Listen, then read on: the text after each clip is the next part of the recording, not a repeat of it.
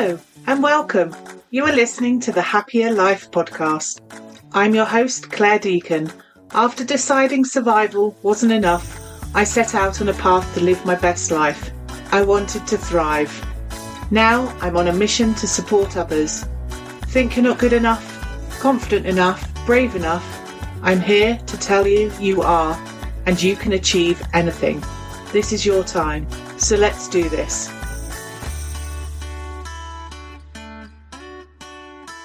Hello and welcome back to the Happya Life Podcast. I'm Clare Deacon, your trauma-informed coach, nervous system educator, and someone who knows what it means like to be stuck in survival for way too long.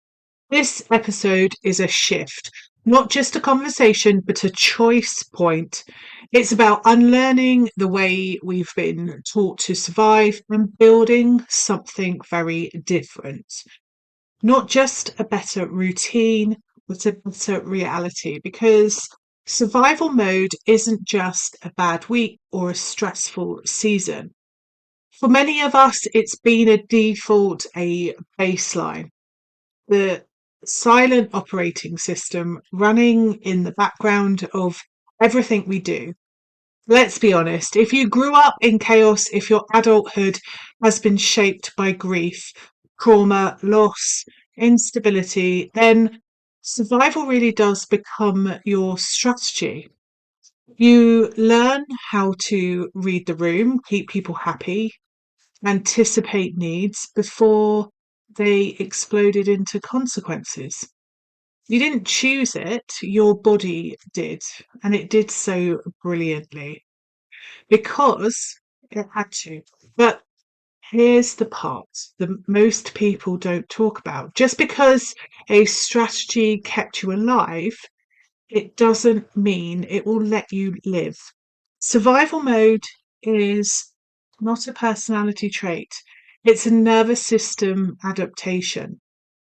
And no, you're not dramatic or broken or overreacting. You're dysregulated.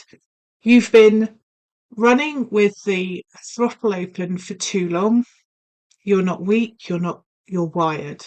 And let's name it. What does survival mode actually look like in your world? Well, it can look like waking up already tired, like your mind's racing before your feet even hit the floor.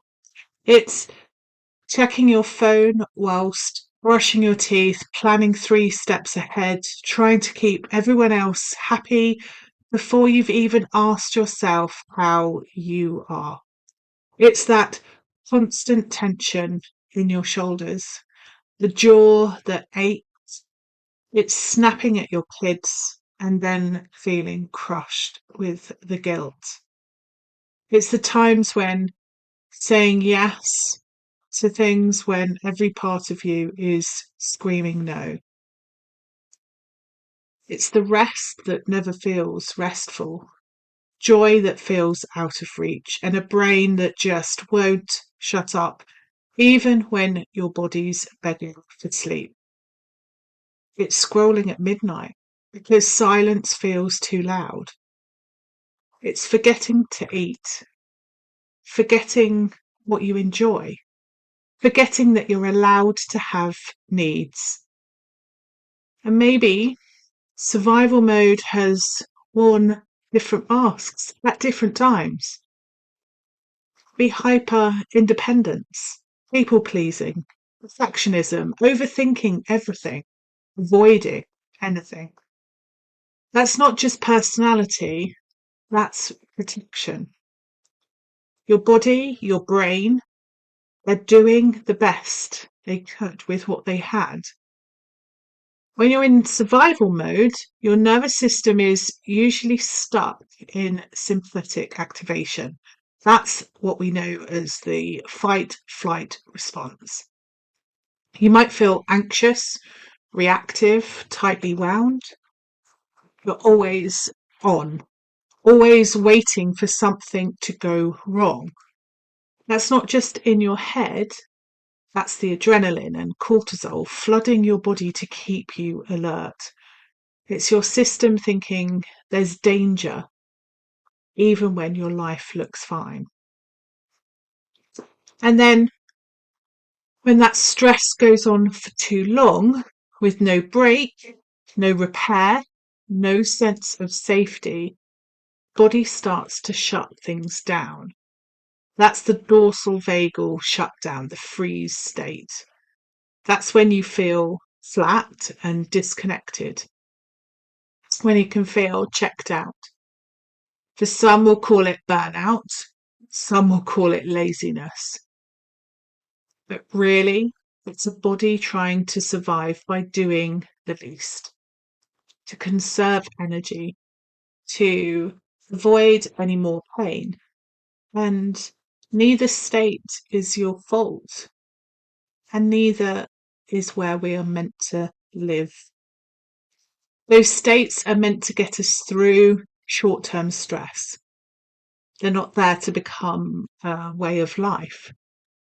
And this isn't just emotional. It's not just a way of thinking. It's neurochemical.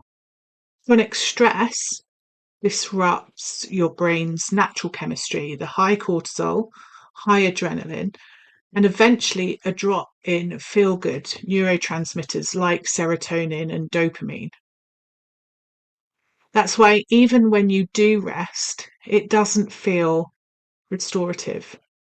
Why even when things seem okay, you still feel anxious. Your system is still scanning for threat. But here's the part I want you to remember, and this matters deeply. Your brain can change. This is neuroplasticity. It means the pathways in your brain are not fixed. Just like your body learned to live in survival mode, it can learn safety. And it learns this with repetition, with intention, and with care.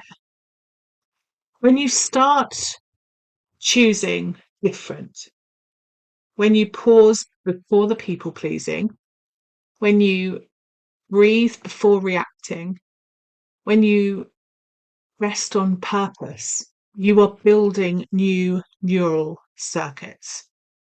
That's not fluff, that's not woo, that's neuroscience. Think of your brain like a field. The more you walk a path, the clearer it becomes. Survival mode has been the well-worn road. But every time you choose differently, you carve a new path. One where your body learns that it's safe to rest, safe to receive, safe to be. And over time, those new paths become your default. That's healing. That's not coping better, that's reclaiming your life. And now that you're safer, now that you're starting to heal, that wiring needs to be unwound, not through willpower, through repatterning. Unlearning survival mode isn't about doing more, it's about doing different. But let's not pretend this stuff is easy. When survival has become your identity, thriving can feel like betrayal, not just of your past, but of the version of you who held it all together, who endured, who coped. And here's what I want to say to her. You don't owe your life to coping anymore. That chapter of your story was powerful, but it's not the whole story. It's the prologue. Now is the time to write the part where you don't just make it through the day, you make it count. So what does that look like in practice for you? Well, it looks like pausing when your instinct is to push harder. It looks like checking in with your body before making a decision. It's like recognizing that rest is not laziness, it's regulation, it's recharging, it's re energizing. It looks like noticing that adrenaline isn't your only fuel source. It looks like saying no without guilt and sitting with the discomfort long enough for your body to realize it didn't kill you. This is nervous system work. It's behavioral, it's psychological.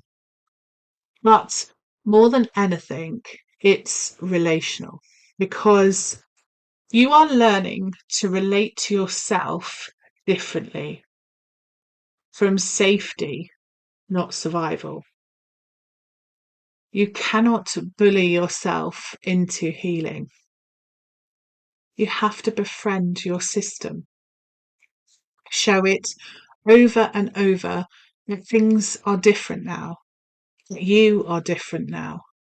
And yes, it's going to feel clunky, awkward, like wearing someone else's shoes, because thriving is unfamiliar, not because it's wrong, but because your body hasn't had the chance to practice it yet. Neuroplasticity is your ally here. Every time you use safety over performance, presence over perfection, you are carving out new neural pathways. Every time you pause, breathe, feel, you're telling your system the emergency is over, that you are safe to feel now, safe to soften, safe to be seen. But don't expect instant peace. Expect some grief, because when you're starting your unlearning of survival, you start feeling everything you had to suppress to survive. Sometimes that will be rage. It might be sorrow. It might be loneliness. The weight of all the moments you abandoned yourself because there was no other choice. Let yourself feel it. Let it pass through. Because your emotions are not evidence you're failing. They are evidence you're finally safe enough to feel. The real work is not in pushing harder, it's in building capacity. Your nervous system doesn't heal through more stress, it heals through safety, attunement, rest, co-regulation, and small consistent cues of okayness. So, start here. Notice your breath. Loosen your jaw. Ask yourself if this moment is an emergency, and let your body answer honestly. And if it's not, choose differently. Not because it's comfortable, but because it's who you want to become. That's the shift. Not fixing, not fighting, choosing. Choosing to live a life that doesn't revolve around endurance. Choosing to relate to yourself with compassion, not criticism. Choosing to respond instead of react. Choosing to thrive, to bloom. And if you're struggling, that's not proof you're doing it wrong. It's proof that it matters. It's proof that you're alive. And that's already a win. You don't have to earn the right to rest. You don't have to apologize for needing peace. You don't have to prove your pain to be allowed to feel joy. You can stop running. You are safe enough to live now. So if this episode hits something tender, I want you to know that isn't weakness. That's a doorway. That's your body whispering, I'm ready for something different. And I know this isn't easy. You might be listening and thinking, I've done the courses, I've read the books. Why does this still feel so hard? And it's because no one taught you how to feel safe. Your mind and body doesn't know that it can trust. No one showed you how to shift that state, how to notice what's happening inside without judging it or numbing it or pushing it away. That's not a flaw. That's a gap in our healing culture. And it's one I'm passionate about closing. If you're ready to go deeper, not just survive a little better, but truly build a different nervous system, a different life, then let me invite you into the next layer of this work.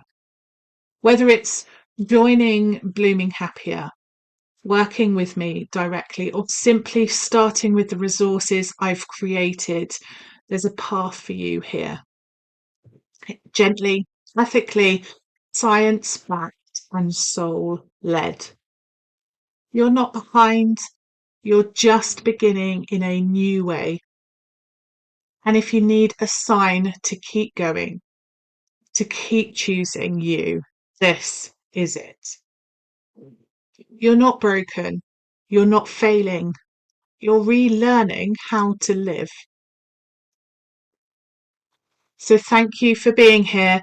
Thank you for choosing something different. You are proof that survival isn't the end of the story. It's just the middle. And now we begin again. But this time, you're doing it from a place that's not in survival, but it's in truth, in healing, in possibility. Take care of yourself. Rest if you can. Share this episode if it's moved you. And if you're ready to say yes to the next step, you know where to find me. You're not here to survive. You're here to bloom. Until next time. If you've enjoyed this episode, ensure you hit subscribe, head on over to my website happiercoach.com, sign up for the weekly newsletter, and let me support you in living a happier life. I'm your host, Clare Deacon. Thank you for listening. Have a fabulous day.